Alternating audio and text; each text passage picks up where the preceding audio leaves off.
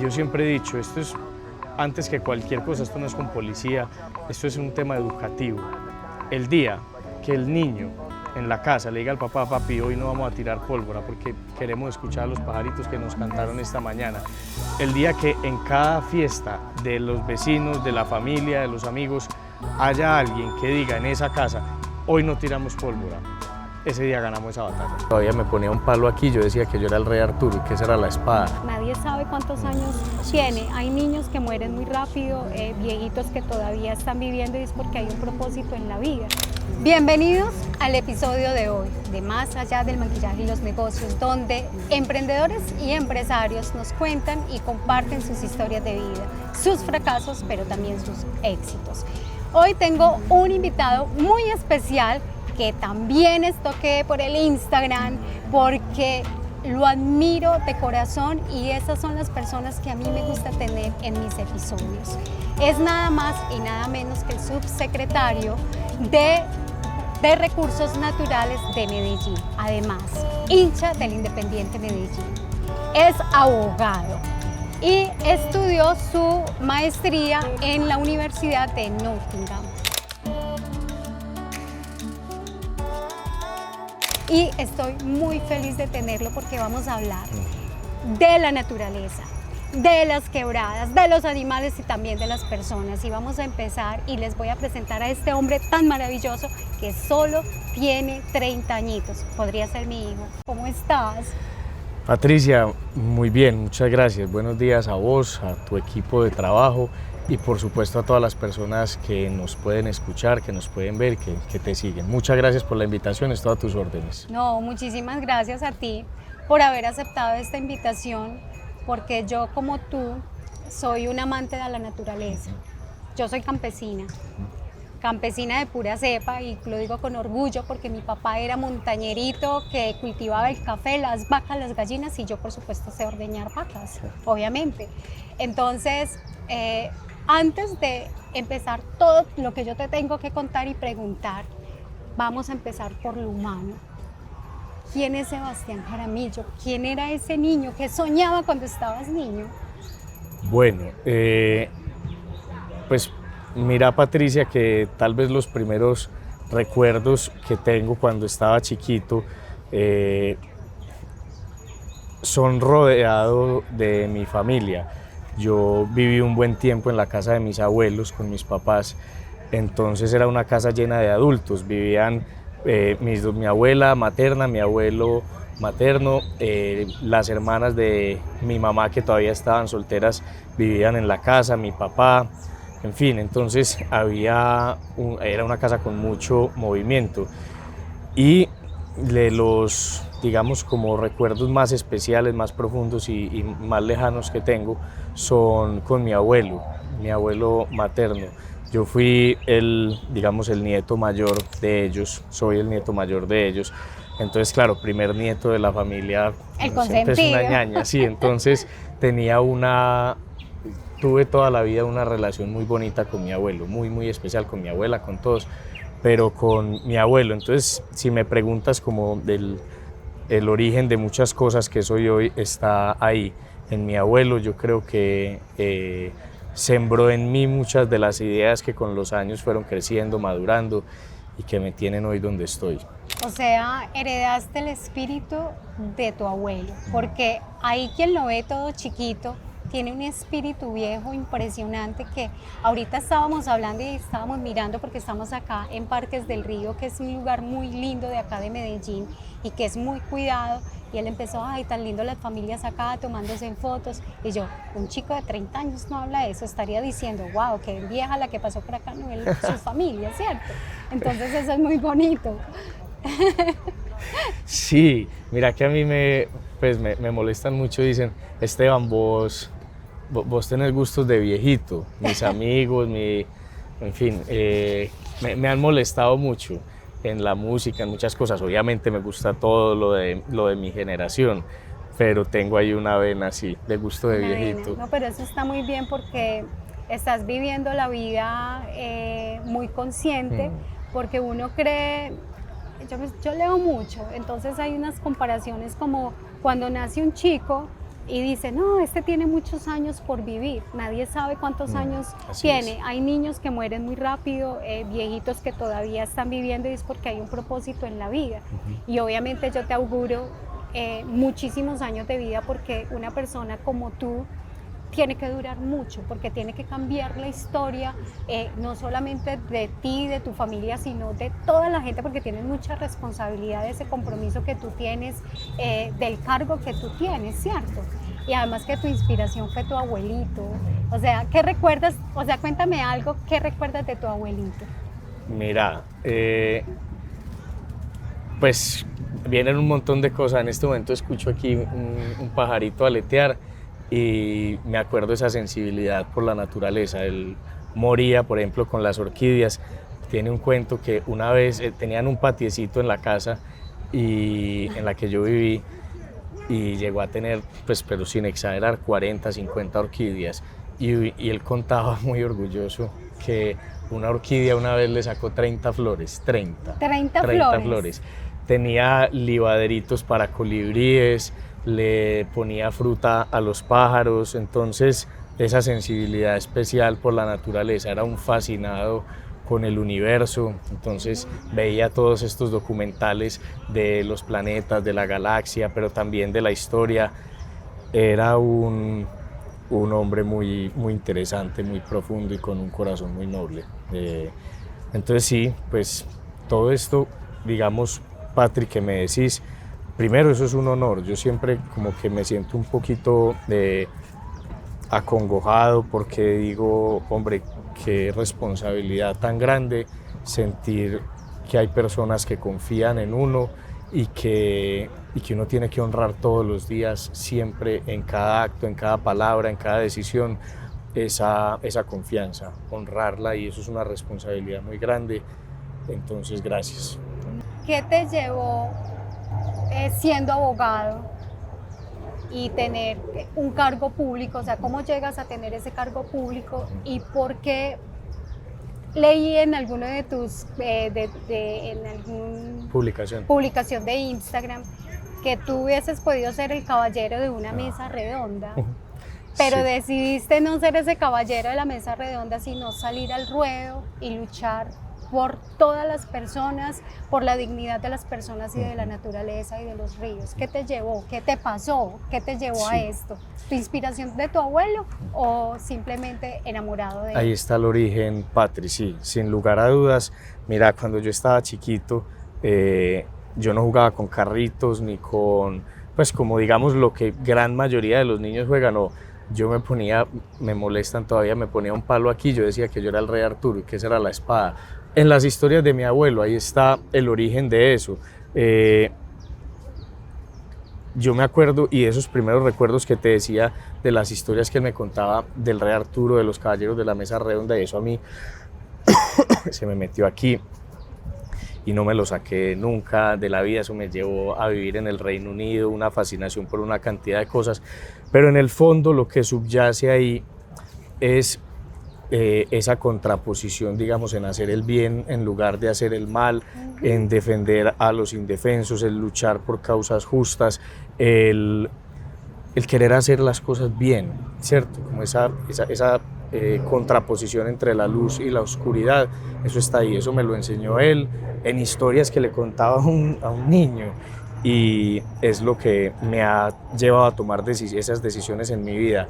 Encontré el derecho por, digamos, pues como por respondiendo esas preguntas. Dentro del derecho me encontré lo público. En mi familia no hay abogados, no hay políticos, no hay servidores públicos. Yo de alguna forma, estando muchacho, pues era como una especie de bicho raro en la familia. Mis papás eligieron como el agro y el sector privado en su vocación profesional. No había políticos en mi familia, no había abogados, y yo como que me fui yendo por ahí en ese camino, en esa búsqueda como de respuestas. Y si yo tuviera que hacer un hilo conductor con ese niño, tal vez ese caballero de la mesa redonda, que además para mí era muy frustrante vivir en el siglo XXI queriendo vivir con castillos, con espadas, con caballos. Yo decía, ¿cómo es posible que yo no pueda ver esto en la vida? si yo tomo un hilo conductor en el servicio público y en la política, encuentro como eso, ese lo que haría el niño que quería ser caballero de la mesa redonda. O sea, con la espada. Bueno, Sí. pero vivir en Medellín tienes que tener la espada lista. Sí. Tiene que tener, o sea, el caballero de la espada. No, es una historia muy linda de lo que tú haces. Bueno, en el sector público, digamos, en el tema en el cual te enfocaste, que es la naturaleza y salvar los ríos y salvar los pájaros, los animales. ¿Cómo lo haces? O sea, ¿cómo lo haces? ¿Cómo haces toda esta comunidad y cómo haces que las comunidades entren en conciencia de cuidar los ríos? Hay un punto que mencionaste ahorita y que no respondí, me parece muy importante, y es ¿por qué estoy aquí? Pues, ¿cuál es como el camino? Entonces, lo primero que tengo que decir es una decisión generosa del alcalde Federico. Yo me presenté como candidato al Consejo en el 2023, un poco viendo lo que estaba pasando con la ciudad, que me dolía profundamente. No vale la pena pues como hablar del pasado ni darle importancia a quienes tanto daño le hicieron a Medellín en la administración entre el 2020 y el 2023, pero como esa indignación, ese dolor, ese amor por esta ciudad que me ha dado todo, Medellín a mí me ha dado todo, es lo que me llevó a reunirme con muchas personas y decir, bueno, vamos a presentar una candidatura al Consejo de Medellín. No me presenté en la lista del alcalde, pero lo conocí en la campaña, estuve en un par de debates. Yo fui un férreo opositor y denuncié, digamos, con mucha vehemencia los escándalos de corrupción que estaban ocurriendo, y cuando se terminó la campaña, yo encabecé una lista, la lista no pasó, no sacó, digamos, el umbral para las curules, nosotros sacamos una votación muy importante y eso quedó ahí. Y el alcalde, en una decisión generosa, me llamó y me dijo, Esteban, ustedes hicieron una campaña respetuosa, valiosa, coherente, yo quiero abrir el gobierno, la administración a más visiones de la ciudad, que no seamos solo nosotros, nuestro partido que ganó, sino más visiones de ciudad, y tenemos que rehacer la ciudad entre todos. Yo quiero que me acompañes en el gobierno y bueno, entonces me nombró subsecretario de Recursos Naturales y ha sido, ya entrando pues en esto que me estás preguntando, una experiencia muy bella, porque es que el tema es muy bonito, ¿cierto? Hay temas que son muy difíciles, pensamos, por ejemplo, trabajar con víctimas, trabajar en temas de seguridad, que son temas muy duros. Esto es, la Subsecretaría de Recursos Naturales tiene a su cargo el agua, los bosques y la biodiversidad de Medellín. El agua, las quebradas, el río y las quebradas. Los bosques, desde las reservas naturales en los corregimientos hasta esto, pues que es un pequeño bosque urbano, y la biodiversidad, pues que Medellín es un epicentro, es un hotspot de biodiversidad extraordinario, y digamos que cuidar eso le da mucho sentido a la vida. Patricia, vos lo decías, este es un tema bellísimo, la naturaleza, y eso es digamos, una causa que entrega muchísimo sentido. Cuidar la naturaleza, cuidar el agua, cuidar los árboles, cuidar los animales, es una causa muy bella.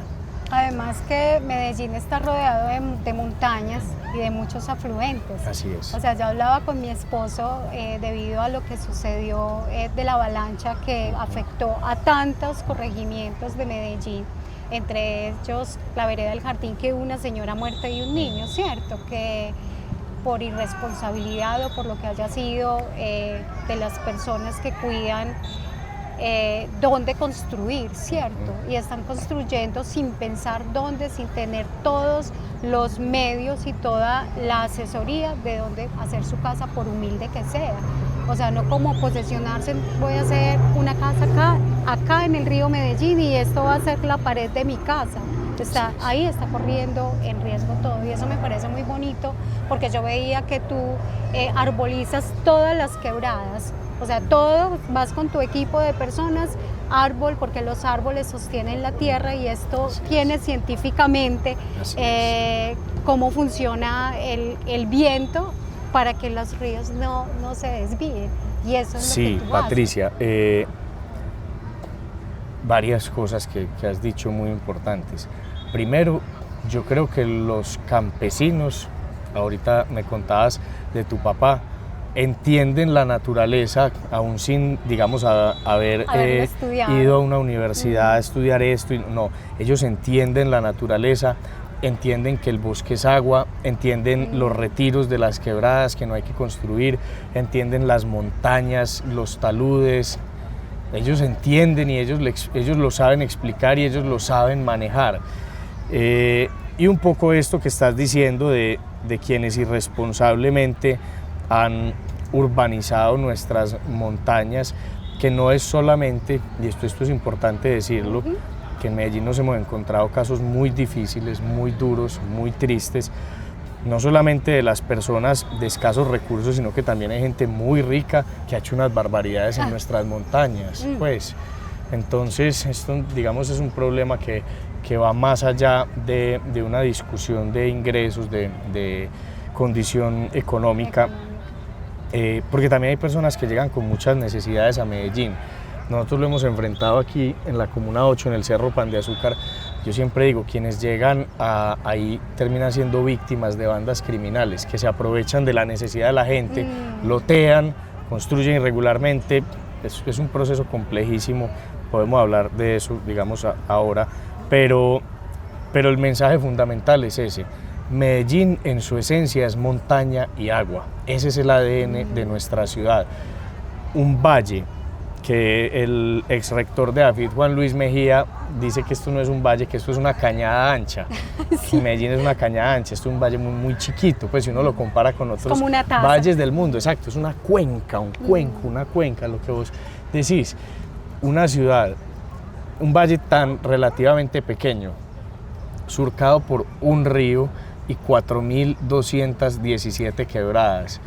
Eso es una barbaridad, es una riqueza extraordinaria lo que es Medellín. Cambiamos de locación, pero para que ustedes vean lo que es Parques del Río, ¿sí o no?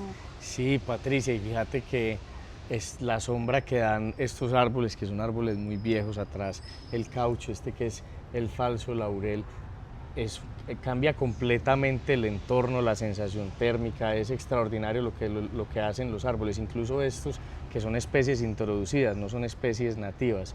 Ficus elástica, Ficus benjamina, se adaptaron muy bien a Medellín y el esfuerzo que ha hecho la ciudad durante muchos años es transitar a volver a las especies nativas, las de aquí. Por eso me encanta haberte tenido como invitado, porque nos estás educando de por qué existen estos árboles, además que son gigantes. Estos árboles, yo creo que a tu abuelo le tocó verlos chiquitos, estos árboles, ¿cierto? Con toda seguridad, y nosotros ya lo vimos, digamos, de mi generación, yo ya los conocí grandes, pero tú ya más viejitos los árboles, porque tú eres un niño, y como decimos, Medellín es una taza para retomar el pie, lo que habíamos hablado anteriormente, de por qué todos los afluentes llegaban pues a y por qué las montañas. Esas condiciones, Patricia, hacen que Medellín sea una ciudad mega biodiversa. Estábamos hace poco haciendo una revisión de las especies en Medellín y nos encontrábamos con que, por ejemplo, si uno toma la superficie terrestre del planeta, Antioquia representa como el 0.006% del mundo, de la superficie terrestre. Y en ese 0.006% se concentra tenemos el 25% de las especies de aves del planeta, 23-25% en Antioquia. Eso es una cosa extraordinaria, pues, eso es increíble, increíble. Yo hablo mucho de mi casa porque vivo en el campo y hay muchísimas especies de pájaros que yo hacía mucho tiempo no veía y que se están recuperando, y te hablaba que mi gato es un cazador y caza, hay que cuidarlo de que se vayan a extinguir los pajaritos. Sí. Bueno, si tú pudieras pintar a Medellín en 10 años, hacer un cuadro, Medellín y la naturaleza, ¿cómo pintarías ese cuadro? Muy buena esta pregunta, porque yo creo que eso es fundamentalmente lo que uno hace al gobernar, pintar la ciudad que quiere que vean las próximas generaciones, los próximos años. Medellín tiene en su historia un arraigo grande con la naturaleza, con zonas verdes, en fin. Eso responde también como a nuestra herencia de montañas, de campesinos. Nos hace falta sentir el agüita, ver los árboles, eso nos hace falta. Durante un tiempo la ciudad se desarrolló de espaldas a las quebradas, de espaldas al río y, digamos, ocupamos muchas zonas verdes con pisos duros, con cemento. Yo creo que de entrada lo primero que se me viene a la mente cuando me preguntas eso, Medellín en 10 años es una ciudad 10 veces más verde. O sea, es una ciudad con muchas más zonas verdes que ha recuperado sus quebradas, con el río saneado o a punto de ser saneado. Esa es tal vez la gran apuesta que está haciendo Medellín en este momento con siembras, en fin, y ese va a ser el resultado. Va a ser hermosa, o sea, van ganas de quedarme acá en Colombia, sobre todo la gente migrar a Medellín, porque ya de hecho Medellín es un arte, entre árboles, quebradas, montañas y su gente muy maravillosa. Lástima que digamos que haya una seguridad no muy segura para uno andar tranquilo por estos parques, aunque este parque es muy tranquilo para hacer deporte y para disfrutar de la familia, como tú decías. Es muy lindo y qué rico que tú hagas parte de esto, de este compromiso de recuperar a una Medellín más segura y mucho más verde en su naturaleza. Sí, yo creo, Patricia, hay una expresión que a mí me gusta mucho, se la escuché a Jorge Melguizo, quien fue secretario de Cultura hace unos años de Medellín, y él es de la Comuna 13, y él decía en sus conferencias cuando era secretario, y aún hoy lo dice cuando lo invitan a otros lugares del mundo, y le hablan de la Comuna 13 como un lugar violento, decía no, la 13 no es un lugar violento, o Medellín no es una ciudad violenta, es una ciudad violentada. Violentada. Los violentos han tratado de hacer de que exista esa percepción y realmente la gran mayoría de personas en Medellín, como vos decís, es gente buena. La gente de aquí es extraordinaria, gente que quiere hacer las cosas bien. Yo creo que la forma de referirse a esto es eso. Han violentado algunos espacios de la ciudad y quieren hacernos sentir eso. Pero en Medellín de lejos la gente buena es mucho más que la gente mala. No, y que me encanta lo que está haciendo Fico de recuperar la ciudad en el tema de las personas que son violentas y recuperar la ciudad y que todo el mundo pueda venir tranquilo, dejar su celular en una parte, en la otra sin tener tanto miedo, me van a robar, me van a atracar, me van a hacer esto. Pues tantas cosas que pasan, no solamente en Medellín, sino en muchas partes del mundo, porque tampoco voy a hablar mal de Medellín, eso es así. Entonces, pues me parece que tú, un chico tan joven, que solo tiene 30 añitos, estés tan comprometido con esta causa de recuperar todos estos espacios. Y como experiencia, quería compartir algo de lo que se vivió con la avalancha, de todos los damnificados que hubo, de las muertes que causó la naturaleza. Y a mí en particular quiero compartir contigo, yo vivo en la vereda del Jardín. Y en una curva, justo encima, diagonal a una quebrada, hay una caja. Y ahí tienen instalado un basurero. Este basurero cae en la caja y se va al río. O sea, se va a la quebrada, que creo que es... Yo siempre tengo una confusión entre la Guayabala y Potrerito. Entonces yo digo, porque muchos le dicen, no, Patricia, la Guayabala, no, esta es Potrerito. Y yo, pero yo nací por aquí, como no sé cómo se llama esta quebrada. Entonces siempre tengo esa confusión, si es la Potrerito o si es con la que desemboca a la Guayabala. Puede ser eso. Puede ser eso. Pero ¿qué pasa?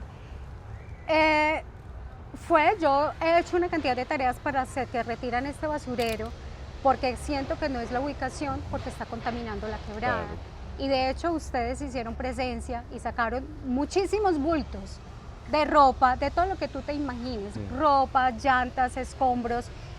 Esta gente de limpieza de las quebradas instala el lugar a otro lugar, quita las canecas que habían hecho ahí y la misma comunidad al otro día no contento con esto, instaló 4 canecas más. Y me amenazaron, me siento amenazada y me dijeron, váyase de acá porque si usted me deja que instalen el basurero ahí, se lo ponemos en su puerta. Y yo, por Dios, ¿qué es esto? ¿Qué sucede con las comunidades que tienen este tipo, no sé si de cultura, incultura, no sé, de que se acostumbran a vivir con la basura? ¿Cómo controlan ustedes esto?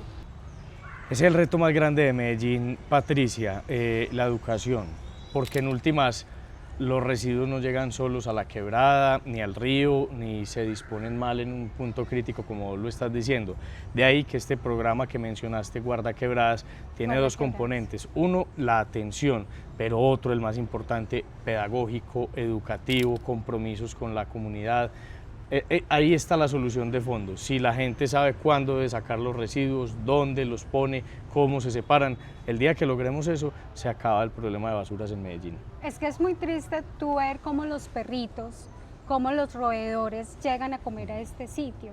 Y más triste cuando cae a la quebrada, porque uno dice, Dios, es que hay que cuidar el agua. Y por eso suceden todas estas avalanchas que van hacia la Guayabala o a cualquier río grande. Esto hace un taponamiento. Así es. Y yo lo dije pues en alguna carta que mandé, mejor dicho, yo se los dije así: si ustedes no ponen cuidado en esto, va a haber una avalancha y van a haber muertos en el Manzanillo. Una persona me dijo, ¿y tú de cuándo acá preocupada por el que pase el de más abajo? Yo le contesté al Señor, dije, Señor, mire, si usted piensa de esa manera, haga de cuenta que usted está en su casa. Y usted dice, a mí no me importa el vecino, pero resulta que el vecino de arriba piensa igual que usted y le pone el agua encima del suyo. Cuando haya una avalancha, esto se va a volver todo. Dicho y hecho. Pasó la avalancha, casas deslizadas, una cantidad de cosas que pasaron por irresponsabilidad de nosotros los seres humanos que no tenemos educación. Y eso a mí me pone muy triste, porque entonces, ¿dónde vamos a parar? ¿Por quién hay que empezar a educar? Yo digo, los papás no, porque ya ellos de por sí ya no tienen educación, pero los niños sí pueden educar a los papás. Ustedes están haciendo digamos, toda esta marcha de educar a los niños, ¿cierto? Sí, Patricia, y digamos ahí también hay un esfuerzo muy grande desde Secretaría de Educación, Secretaría de Cultura, por supuesto, Secretaría de Medio Ambiente. Es la confluencia de las distintas entidades y autoridades para reiterar ese mensaje. Pues uno también en el servicio público debe concebirse, y yo me concibo cuando he sido servidor público, como un educador. Uno tiene que estar permanentemente explicándole a la gente, digamos, planteando de manera sencilla los problemas que a veces son tan difíciles y tienen esas causas como vos estás planteando, encadenadas, y esa pedagogía permanente es muy importante. Yo llevo prácticamente un mes diciendo en todo, en redes sociales, sí, en medios de comunicación, viene el invierno, viene el invierno, viene el invierno, pilas que viene el invierno, viene el invierno. Por favor, no construyamos sobre las quebradas, porque es lo que vos estás diciendo, actuar también de manera preventiva, cómo se prepara la ciudad, porque el invierno de la segunda temporada de más lluvias este año puede ser igual o más fuerte que la primera. Una vez más confirmamos que las basuras muy cerca a las quebradas es una contaminación y algo muy peligroso para las quebradas y para la misma gente. Usted en este momento, digamos que estuvo en la vereda del Jardín y en otras como fue Altavista, digamos en la vereda del Jardín, Sabaneta, digamos estas quebradas que están quebradas normales, ¿qué hacen para recuperar esas quebradas? ¿Las van a canalizar a futuro o simplemente van a hacer canalizaciones naturales con arbolización? Ese es un tema central hoy en la discusión en Medellín. Lo ideal desde el punto de vista hidráulico, desde el punto de vista ecológico y pues en general de ciudad, es canalizar lo menos posible, o sea, dejar las quebradas en su cauce natural.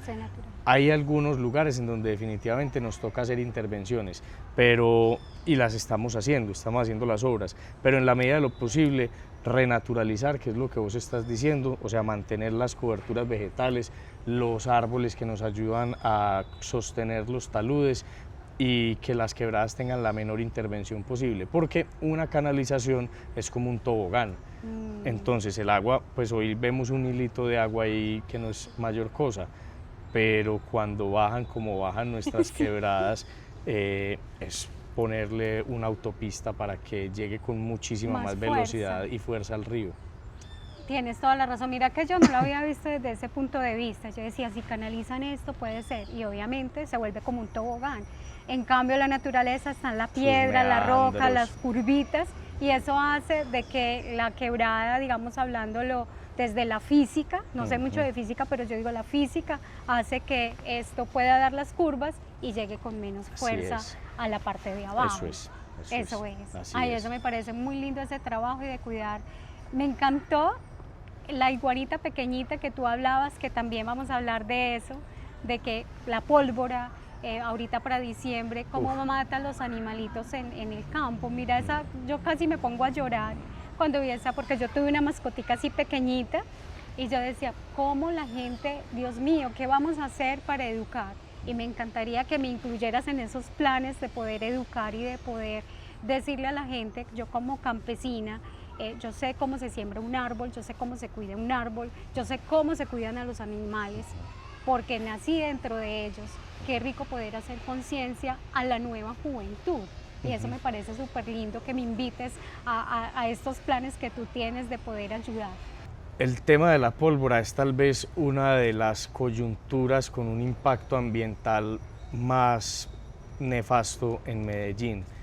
Eso es una herencia muy dolorosa en muchos sentidos, desde lo cultural, desde la historia de esta ciudad, pero en lo que tiene que ver con la afectación a la fauna es una monstruosidad la alborada. Digamos que los resultados que conocemos de cada alborada son muy tristes, ¿cierto? Por ejemplo, sobre todo a la avifauna, a las aves. Es muy normal, bueno, cuando no les impacta directamente el proyectil, pues la pólvora, que o los mata o los deja tuertos. Ver las fotos de los buitos pues afectados es dolorosísimo. Cuando no los impacta directamente, por ejemplo, ahuyenta a los papás pájaros pues, y dejan los nidos, entonces quedan ahí las crías. Muchos mueren por infartos, por las explosiones. Ese es un esfuerzo grande que tenemos que hacer desde la educación en la ciudad para que, como vos estabas diciendo, pues primero las generaciones nuevas no vengan con ese chip y segundo, las que vienen de más atrás lo cambien. Pues no tenemos margen de error, de maniobra. Cada año se pierde cualquier cantidad de vidas de fauna por esto. Yo siempre he dicho, esto es antes que cualquier cosa, esto no es con policía, esto es un tema educativo. El día que el niño en la casa le diga al papá, papi, hoy no vamos a tirar pólvora porque queremos escuchar a los pajaritos que nos cantaron esta mañana. El día que en cada fiesta de los vecinos, de la familia, de los amigos, haya alguien que diga en esa casa, hoy no tiramos pólvora, ese día ganamos esa batalla. Ese día. Llegar a todas las fiestas, en todas tenemos que estar, tiene que haber un doliente que diga sin pólvora. Si yo estoy aquí, sin pólvora. Y yo pienso que son los niños, porque los niños cuando se educan, ellos son muy sensibles. O sea, hacer todas estas brigadas educativas a los niños para que los niños eduquen a los papás. Porque si vamos a educar a los papás, como dicen, loro viejo no aprende a hablar, pero porque no se lo propone, porque yo pienso que un loro viejo cuando se puede educar puede cambiar su rumbo de la vida. Otra de las cosas que yo te quería decir, si tú como líder pudieras decir, Esteban, hacer un recuadro de tu vida desde que tienes uso de razón hasta hoy y digamos a 10 años, ¿cuál sería en una sola palabra ese propósito de vida al cual tú viniste a este mundo llamado universo, tierra, como queramos llamarlo? Está difícil en una palabra. Bueno, te dejo dos, para que te entiendas un poquito. Yo creo que servir, Patri. La palabra es servicio, sí, desde donde sea, desde lo público, desde donde pueda hacerlo, pero sí, pues dedicar a ese propósito. Y si dentro de ese servicio ayudar a que este sea un lugar mejor, el enfoque es la naturaleza, maravilloso, sino el que toque. Danos 10 tips, bueno no, un poquito menos, 5 tips para todos los jóvenes como tú, entre 20 y 30 años que tienes, porque de verdad es admirable que un chico como tú de 30 años ya tengas un cargo tan alto?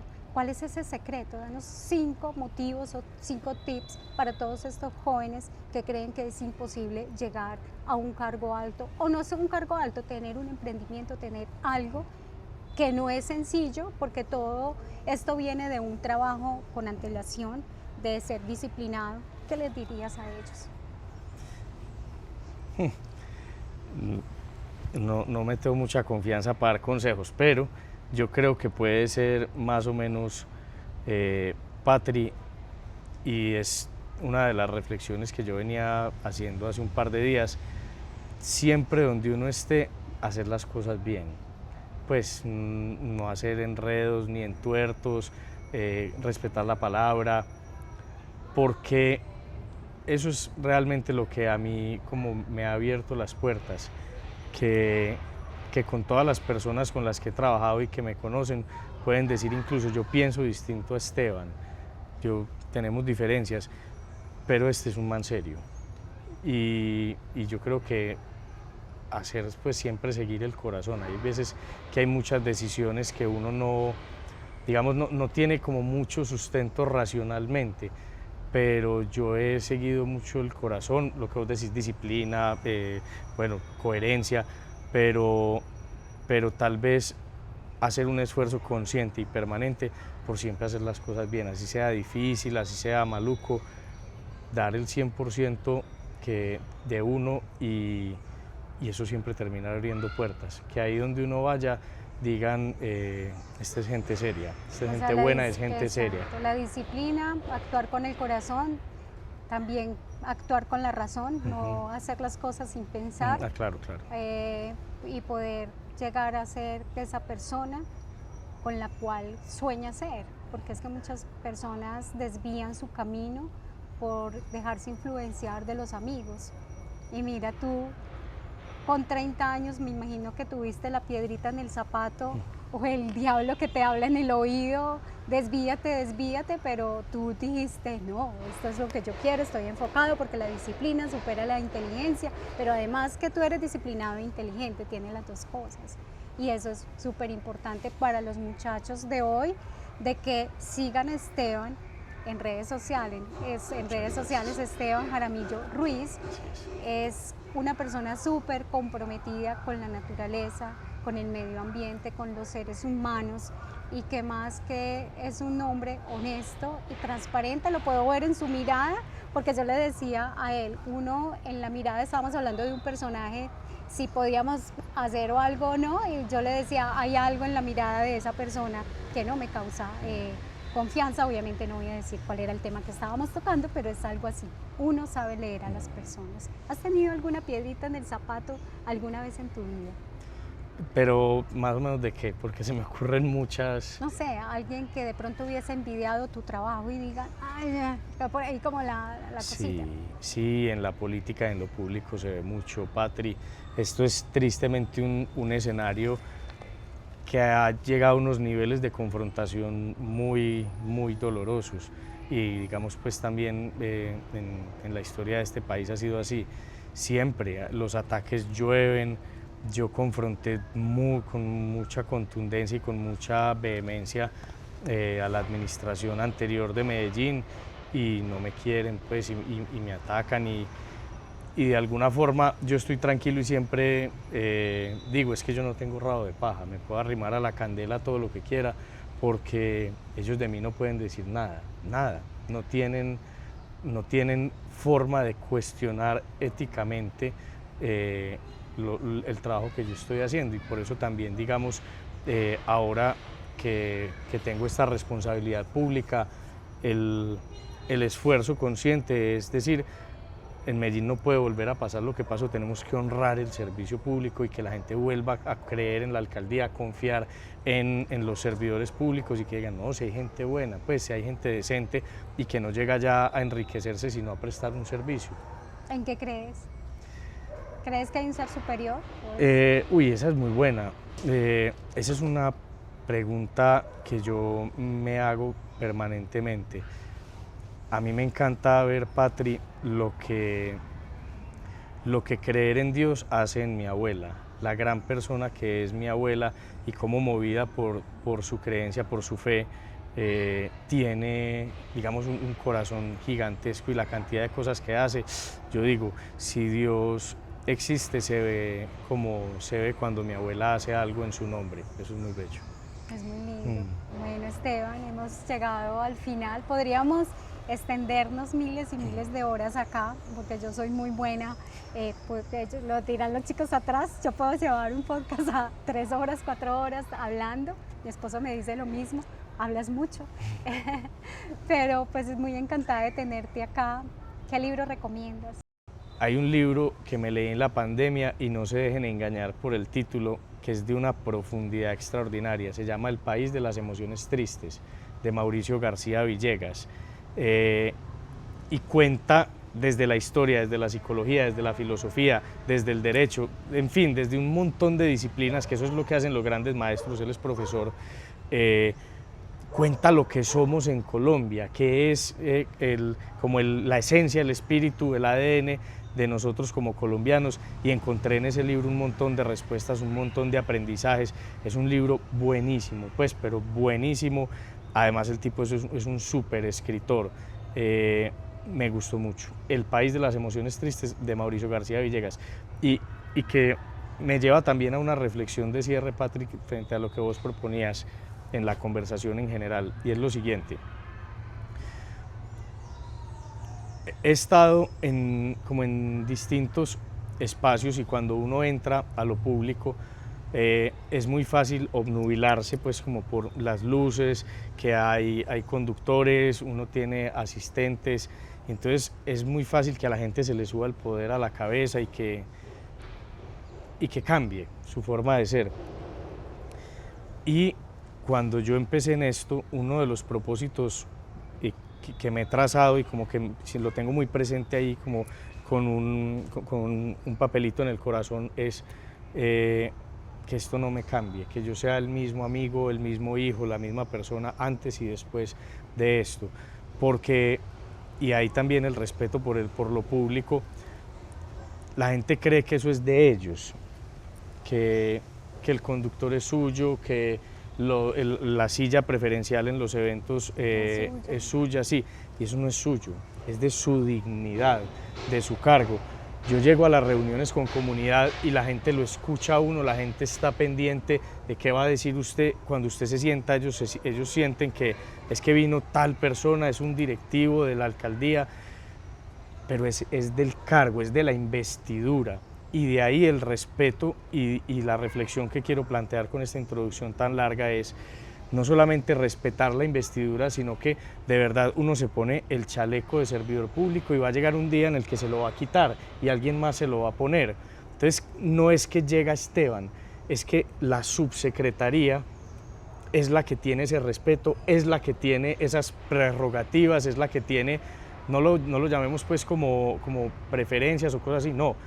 Es la investidura, y de ahí el respeto que hay que tener por ella y el entendimiento de que es temporal y que es para servir, no para enriquecerse ni para obtener fama o vainas así. Yo digo que todo va acompañado, o sea, la investidura, y siento que un servidor público también es digno de respeto, porque te voy a decir, yo tenía un poquito de susto hablar contigo, el hecho de saber que eres un servidor público, pero que finalmente eres un ser humano como cualquiera, ¿cierto? Que también le duele, que también se enferma, que también va al baño, que también come, todo este tipo de cosas, pero tienes el conocimiento y eso es muy respetable y lo tienes que tener muy presente. Tú no es que seas más o menos que cualquier persona, pero sí tienes una preparación de poder liderar y por eso te deben respeto. Y ese respeto te lo has ganado tú. Y mi respeto hacia ti, porque cuando yo vi una persona que le dolía un pajarito, que le dolía el árbol, que le dolía todo, yo dije, yo tengo que tenerlo en mi podcast. Y estoy muy agradecida de tenerte conmigo, de poder ojalá lleguemos a los corazones de las personas y que las personas que no cuidan los ríos sepan que la basura en los ríos sí es un delito, que hay que empezar a cuidar, no solamente los ríos, sino a la persona como tal, al pajarito, al ser humano, a cualquier cosa que se llame y que esté dentro de nuestro entorno natural. Entonces, no, de verdad, muchísimas gracias, Esteban, y me siento muy orgullosa. No eres mi hijo, no eres nada, pero me siento como si fuera un hijo del cual sentirse orgulloso de que no todo se vino perdido en este mundo. O sea, tu mamá, tu abuelo, que ya está en el cielo, se debe sentir muy orgulloso de ti, de tener ese nieto maravilloso que está poniendo ese granito de arena en toda una comunidad. Es así, Esteban, vea. Llora, no importa. ¿Sabes por qué? Porque los hombres también lloran. Sí, claro. Y yo sé que vienes a hacer cosas muy grandes y que cuenta con mi apoyo. Yo no soy nadie, simplemente soy una emprendedora con muchos sueños. Una emprendedora con muchos sueños de poder dejar un granito de arena desde mi conocimiento y poder entrevistar a personajes tan importantes como eres tú, a pesar que tienes 30 años. Muchísimas gracias, de verdad. No, Patricia, gracias a vos.